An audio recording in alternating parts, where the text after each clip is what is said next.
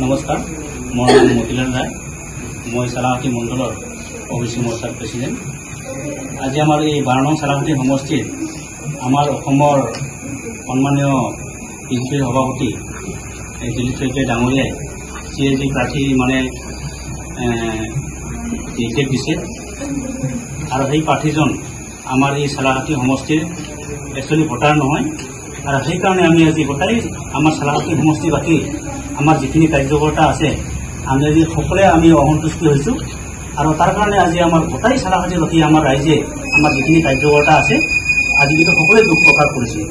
আমি আমাৰ অসমৰ ৰাজ্যিক সভাপতি আমাৰ দিলীপ শইকীয়া ডাঙৰীয়াক আমি এইটোৱে আহ্বান জনাব বিচাৰিছোঁ যাতে এইটো প্ৰাৰ্থী অতি সোনকালে কেঞ্চেল কৰে আৰু আমাৰ এই চালাহাটী সমষ্টিৰ যাতে আমাৰ ভোটাৰ হয় এনেকুৱা এজন ব্যক্তি আমাৰ যাতে প্ৰাৰ্থিত্ব দিয়ে।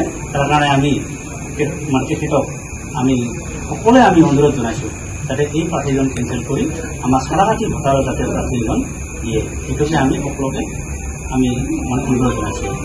ধন্যবাদ। নমস্কাৰ, মই চালাহাটী মণ্ডলৰ মাইনৰিটি মৰ্চাৰ প্ৰেচিডেণ্ট।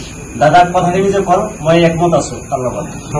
সভাপতি আমাৰ চালাহাটী মণ্ডলৰ অবিচি মৰ্চাৰ সভাপতি যি ধৰণে আজি সংবাদ মাধ্যমৰ আগত যি ধৰণে বক্তব্য দিলে সেই বক্তব্যখিনিক আমি সন্মতি জনাই আমি তেখেতৰ বক্তব্যখিনি তেখেতৰ বক্তব্যৰ যোগে আমি তেখেতৰ লগতে আমি একেলগে কথাখিনি মিলি একমত হৈ আছোঁ।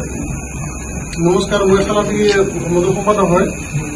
তেখেতৰ যিখিনি বক্তব্যখিনি মই দি আছোঁ। নমস্কাৰ, মই চালাহাটী মণ্ডলৰ ভাইচ প্ৰেচিডেণ্ট।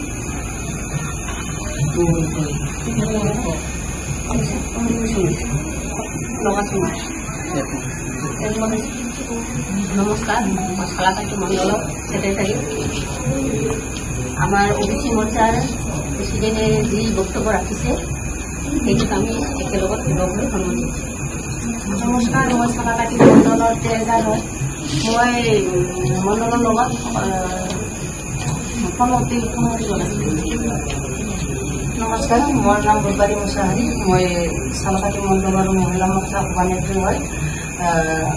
আজি আমাৰ এই মণ্ডলত 12 নং চালাহাটী মণ্ডলত অবিচি মৰ্চা প্ৰেচিডেণ্ট যিখিনি কথা কৈ দিছে আমি সেই লগতে মণ্ডলৰ হিচাপে শেষ কৰোঁ।